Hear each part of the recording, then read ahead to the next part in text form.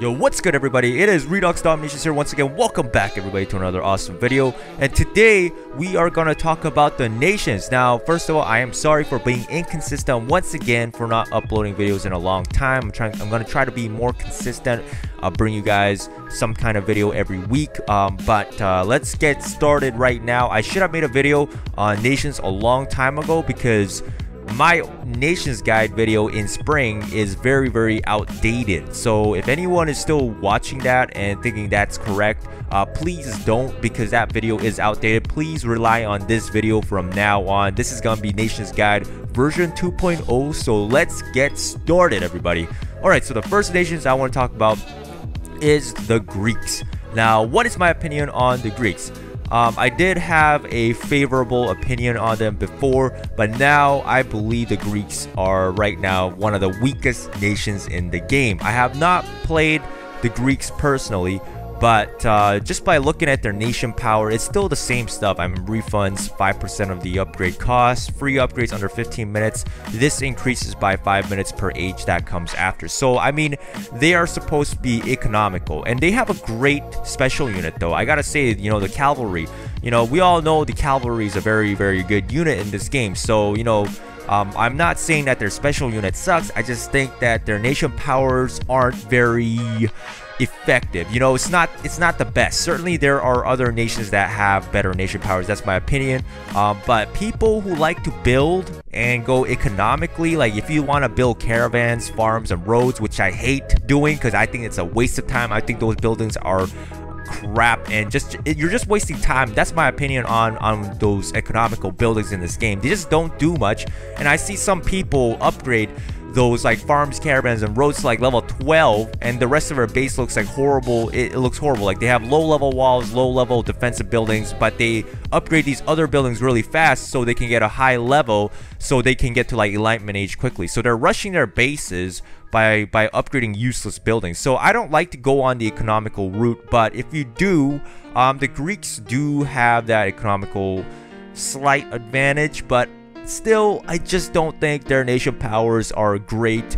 The only thing good about this nation, in my opinion, is the companion cavalry, which is a pretty good unit. But other than that, yeah, you know what? I think most of you should pass on the Greeks. In fact, I think they're actually one of the worst nations right now. So let's talk about the next nation right now. Okay, so the next one I want to talk about is the Chinese.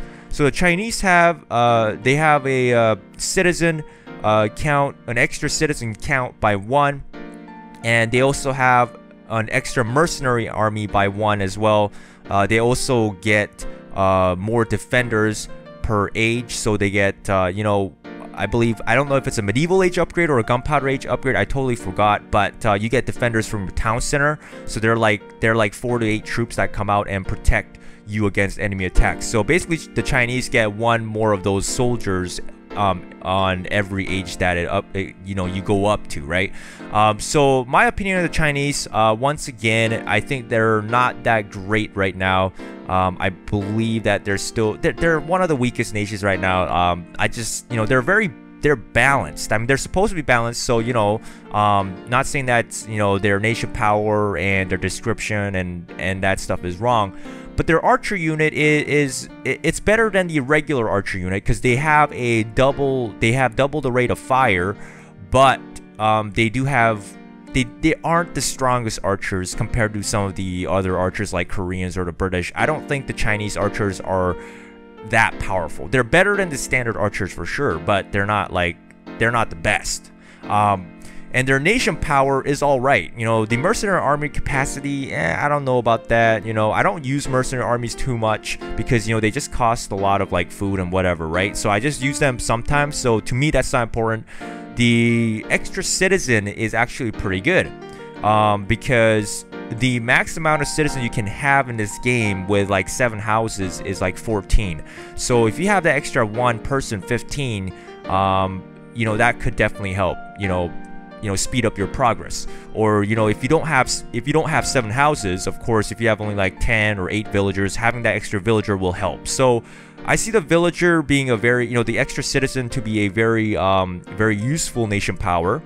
But the defender one is not that great either. I mean, they get killed really fast. Like when I'm attacking people, the defenders that come out of the town center are like the last thing I worry about. The first thing I worry about is taking out the goddamn readouts and the catapults. So really the best thing about the Chinese is that their Fire Lance archer unit is a bit better than the regular archer unit, and they get an extra citizen. I just don't really see a huge benefit on the other two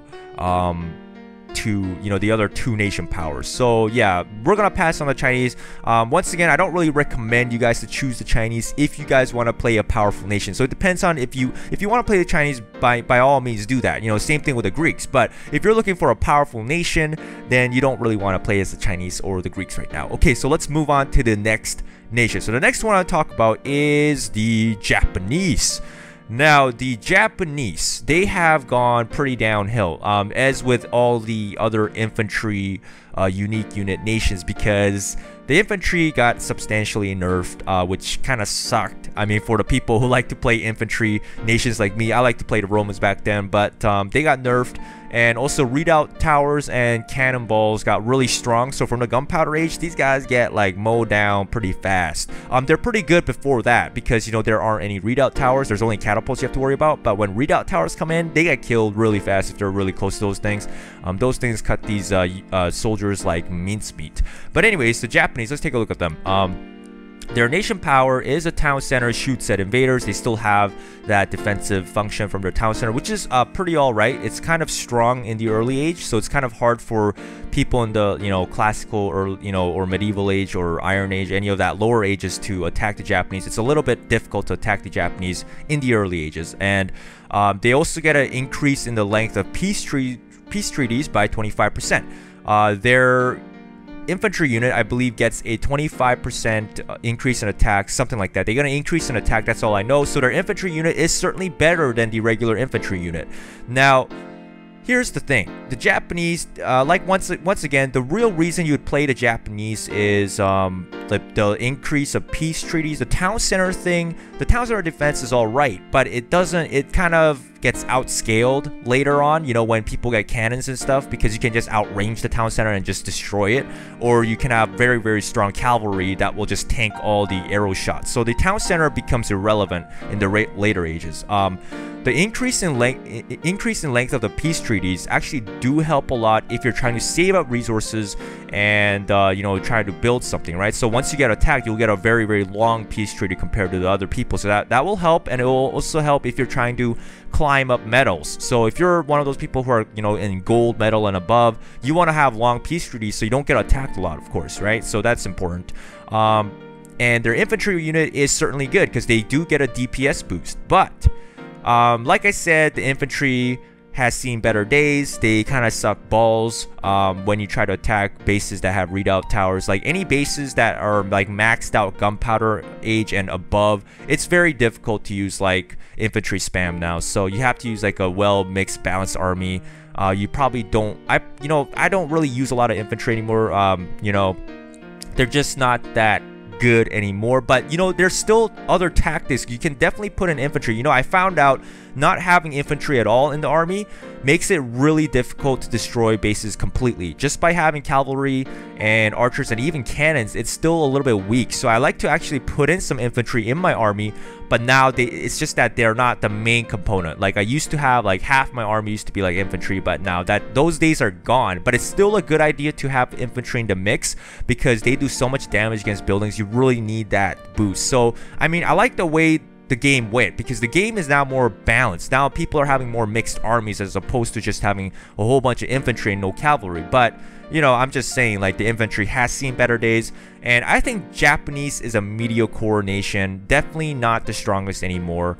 If you're looking for a powerful nation, once again, I don't recommend you choose the Japanese. But once again, it's if you want to play as them, by all means do it. If you think they're cool, by all means play as them. So let's move on to the next nation. Okay, so the next one we want to talk about is the Germans. Okay, so the Deutsch. So the German people, or the German nations, they have a bonus of they have a cooldown on rally is decreased by 5 seconds, and they also have a increased duration of the rally by 100%. So they have a longer time of rally, which is pretty good. And they also gain a 15% DPS boost upon a multiplayer victory. So what that means is that they're very offensive. That's what it means basically. So their rally function is incredibly good because they get a cooldown, so you can constantly, you can almost spam rally. You can't really spam it, but you can definitely use it more than other people. And having that rally duration last for 100% more means that they're still gonna be moving a lot faster during that time of rally, because when you rally troops, they move a little bit faster, so they'll have that increased speed of being able to just like, just blitzkrieg the entire map. And I think that fits really well for the German nations, because they're supposed to be, they're known as the blitzkrieg people, right? In World War II, they went around and they just stormed Europe and destroyed everything, right? So I think that's pretty nice. And also the 15% DPS boost upon a multiplayer victory sounds like a really nice bonus as well. So I really like their nation power. Now, I play this game very offensively. So I'm a very offensive person. So this is why I like the Germans. I think they're a very good nation. Once again, their infantry unit it's pretty much the same as the Japanese. So the Japanese and the Germans get like a 25% attack boost on their infantry. So they have the same infantry unit, they just look a little bit different, that's it. Yeah, so the Germans have a great infantry unit, and they have some great nation power. The thing is, I haven't played as the Germans, and I would actually love to try them out. So I want to see how the 15% DPS boost works. Like, does that happen every single victory? Because that means you can get a victory every single time and get a 15% DPS boost every single battle, which sounds pretty damn good. So because I haven't tested out the Germans and I don't really know what their nation powers are, I haven't really got a good feel of it, it's hard for me to say like how strong they are. So what I can tell you right now is I'll put the Germans at a high mid position, but I would definitely not say the Germans are the strongest, just because I don't know what their nation powers really do. But it sounds really good on paper. It does sound really good on paper. They have great infantry unit as well. But once again, because the infantry unit got nerfed, it just puts the Germans behind once again, because the infantry is not the core of the army anymore. So they're not as important, so they're getting sidelined. So really the unique unit once again kind of hurts them as well. So we'll pass on the Germans, and I still don't know how powerful the Germans are, so I can't really rate them too high on the list. So let's go ahead and talk about the next nation. Now that's gonna be the British. Okay, so the British, they are a very powerful nation right now. That's my opinion on them. I've actually switched from the French to the British, and I decided to test out how strong the longbowmen are. Now my first nation that I decided to play in the beginning, when I played this game, I don't know if you guys saw my older videos on Redux, on like the actual Redux account, I was actually the British, because I actually like the British. Like, I like their offensive power and I like their longbowmen unit, and I like the way the British is playing. So back in the days, the archers didn't have that much power in the game, but now archers have a lot more strength. So this game has kind of shifted towards to archer and cavalry strength. So it used to be like the infantry used to have a lot more power back then, but after the infantry's got nerfed, more the cavalry and the archers make a more significant difference in battles these days. So the British definitely have in my opinion, they have the best archer unit in this game. The longbowman gets a +1 range, and I believe they get a 15 or 10% DPS boost. They get a slight attack boost as well. It's not too big or too much of a difference, but the biggest one about the archers, of the British archers, is the +1 range. The +1 range is incredible, and I love it. And I really don't think they should ever take that out, because that was something that was in the beginning of the game, and by taking that out, I don't know what else they could put to make the British archers unique compared to the other archers, because the Chinese archers get like double the firing rate. The Koreans get like an incredible damage boost. The Korean archers actually have the highest attack in the game. They have a lot. They will kill defenders. They'll cut them down so fast, and they'll destroy buildings really quick as well. So if they ever remove the +1 range off the British, that wouldn't make sense to me, because First of all, the longbowmen were supposed to have a long range, so you know it makes sense historically for the British to have the longest range in the game. And by removing that, I don't know what else they could add, because the only option is to like give them a higher damage, but that's the same thing as the Koreans. Then there is no uniqueness between the British and the Koreans. So I think by having that +1 range, that really makes the British unique, and I really like that. Now, the other nation power they get is the increases. You know, they get a loot increase in 15% every battle, so that's pretty good. I wish the 15% was a little bit higher to 20%, because the 15% is still not that high. I think it has to be at least 20% to make a difference. It's not that good, the 15%. Really, the best thing about the British is the unique unit. That's it, and they don't really get any other nation power, because of course their unique unit is very strong. So once again, I believe the British has the strongest archer in the game, and I certainly think the British right now is one of the best nations in the game. I like playing them, but I don't think they're good as the French. I was a little bit disappointed by the power of the British. I thought that, you know, the longbowmen could destroy bases all by themselves 100%, but they really can't do that in the later ages. Like in the early ages, you can use any archers technically and just destroy bases, but as ages go on, you know, when you get catapults and when the walls get stronger, archer towers get stronger, when everything gets stronger, the archer units start to, you know, scale down as well. But I still really like the British, and I believe they're one of the strongest unit because of the longbowmen units. So let's go ahead and talk about the last two nations, which is going to be the Koreans, which is going to be this is going to be the first nation we're going to talk about before we talk about the French. Now, the Koreans, their nation power is they have an additional war tactic that can be brought into battle, and they also have a 10% loot you know, refund when you get attacked by a player. So every battle you get attacked, you get refunded by I guess you get 10% of the loot that was stolen, and that will be, you know, refunded to you. So it's kind of like I guess it's kind of like the storage blessing or whatever that's called, where you get like 27% of the loot back you know, on that battle that you lose or you win, doesn't matter. So that's a really nice bonus. I don't know about the additional war tactic. I don't use the war tactic a lot because it takes like 45 minutes to make them, so I only use it on important battles. It's a nice bonus, but I think the biggest thing is the loot refund and their archer unit, which is the Hwarang.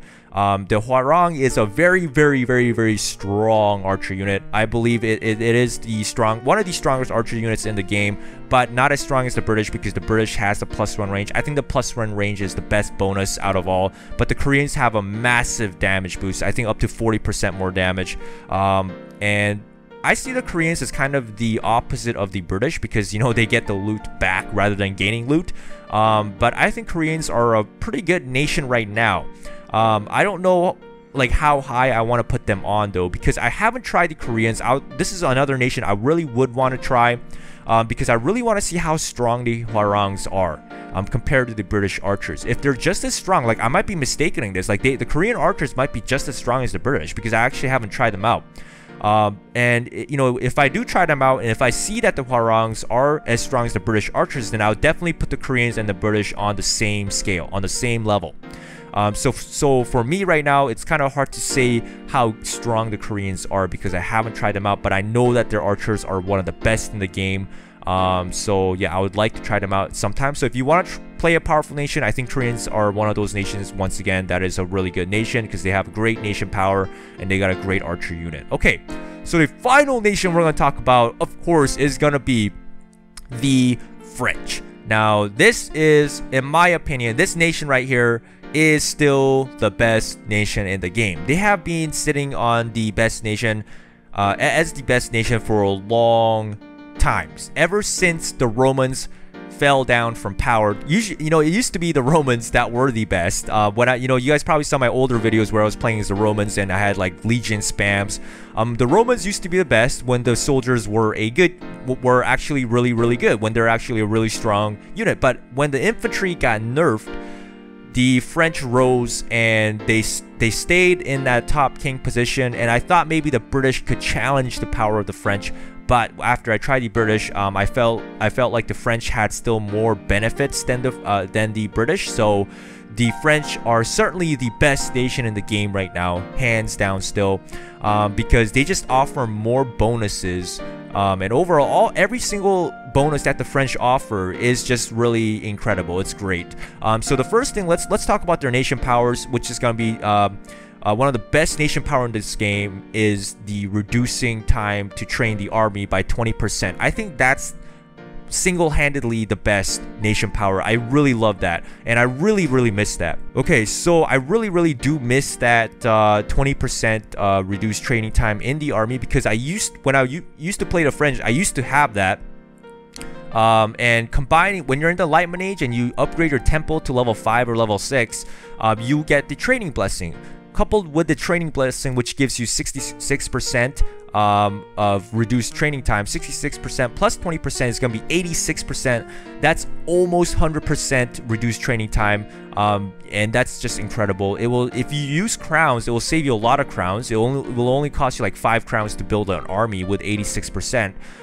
Or if you don't use crowns, you can just like sit and wait for 3 minutes to build your army. It's a really great bonus. I think that reduced time in training, you know, whatever, by 20% is one of the best bonuses. Of course, this bonus, and I think the Romans 10% increase in army is probably the best bonus in this game. Those two bonuses are definitely really good, and I think that makes the French really strong. Just being able to make troops faster is a great bonus. The other thing is that they also receive more donated troops, up to 6 more, from the Alliance Gate in the Gunpowder Age. And now, because we have the World War, this becomes even more important. Having more Alliance troops is super nice, right? Having more soldiers to help you out attack a base to 5-star base is gonna really help you win the World War. And World Wars right now are awesome because you get so much loot from World War. You always want to try to win those. So that other bonus where you receive more troops from your alliance members is super nice. Of course, you have to be in an alliance to have its, you know, effect take place, but you know, everybody should pretty much be in an alliance because the World War is just so beneficial. So this thing is so awesome.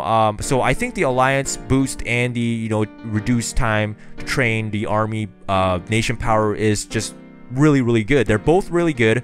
And the other thing is, I think, in my opinion, the French cavalry unit is the best cavalry unit in the game. They get more HP. They also get slightly higher attack as well. With the Greeks, they get more attack and slightly higher HP. But having a higher hit points on the cavalry unit is more important because the cavalry unit are supposed to tank damage rather than do damage. They do damage, but you know, they're kind of there to soak up the cannonballs and machine gun fires, whatever. So I believe the French knights are single-handedly the strongest knights in the game as well. I really miss the French knights compared to the, when I compared my British knights, which are just regular knights, compared to the, you know, when I compared that to the French knights, I found the British knights to be very, you know, significantly weaker. So one thing I also really miss about the French is not having those really super powerful knights, because they can actually tank multiple hits. They actually get a lot more hit points than the other knights, and I really like that. So this is why I think the French is right now the best nation, and if you're looking to play as the best nation, definitely switch as the French. Now, you won't notice, you know, all of the nation power stuff, like the 20%, you know, reduced training army, all that. You won't really notice that until you get to like Enlightenment Age, which is a long time. So if you want to play as other nations before you know, switch to the French, feel free to do that, because the French gets really powerful from the Enlightenment Age and on, because of the training blessing you get in the temple, and in the Industrial Age they have the strongest tanks in the game as well. And tanks make a huge difference in Industrial Age, because you know, everything gets so the defense gets so powerful that you need the tanks to soak up all those damage. So the French right now are really powerful late game. So if you want to try some other nations in the early game, I believe the British has a upper hand in the early game. And then if you want to place the British early and then you can switch to the French from the Enlightenment Age, that would be beneficial to you. So just that's just how I see it right now. That's how I see the current state of the nations. Now, before I leave, I actually forgot to talk about one more nation. Now, that is the Romans. Now, I thought I talked about the Romans, but I totally forgot about it. I feel stupid right now. So let's go ahead and briefly talk about these guys. So the Romans used to be the best nation. So I did tell you guys when I was talking about the French, I did say this already. But just letting you guys know, the Romans were the best nations at one point because they had, they still have this nation power. They have an increased maximum army size by 10%, and that's still one of the, like I said, that's one of the best nation powers in the game, along with the French's the reduced troop training time. The Romans certainly have one of the best nation powers in the game, but once again, because the infantry unit has seen better days and it's just not that good anymore, I would not rank the Romans as the best anymore. Definitely not, but I would say the Romans are still high up there, one of the most powerful nations because of that 10% increase in army size. And that's going to even help, that's going to probably help you out actually more in the later game as you have more space in your barrack, because of course the more space you have in your barrack with the 10% ratio, it will go higher, so you'll be able to carry more troops. So the Romans actually are still very powerful, and their legion unit is definitely not to be joked around with. The legion has, I think the legion is the best infantry unit in the game, as opposed to the Germans and the Japanese. The legions actually get a, I believe, 25 or 20% HP boost, and the soldiers right now, they really need a hit point boost. The hit points are always going to be better than the attacks. That's what I noticed with these units. With the archers, it won't matter because they have range, but when it comes to like cavalry or infantry or close range unit, they need to have more hit points than attacks. So the Romans have the best infantry unit, that's my opinion. But once again, the infantry just has seen its better days, and even though the legions have more HP, they're not overpowered or they're not strong anymore as they used to be. Really, the best thing about the Romans is the increased army size. I would definitely say that the Romans are, I would definitely not say that the Romans are, not the strongest nation right now. I would actually say the Romans are definitely on the top, but they're not as good as the French. The French is definitely the best nation right now. So if you guys are looking to play some powerful nations, this is what I recommend: the Romans, the Koreans, the British, and the French. I see those four nations right now as to be the most powerful nations in the game. The other ones right now are not that good. I don't know about the Germans, but I really think the Germans, the Greeks, and the Japanese are not that great right now. So it's hard for me to say.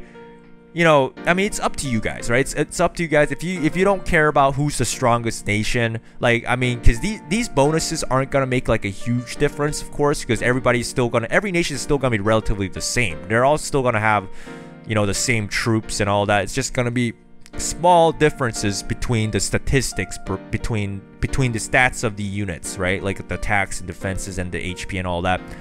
So yeah, once again, this is a long ass video, because there's so many nations, right? I want to talk about them all in depth. So thank you guys once again for sitting around and watching this video. If you liked it, remember to comment, subscribe, and hit the like button if you can, and I'll be back with some more awesome videos.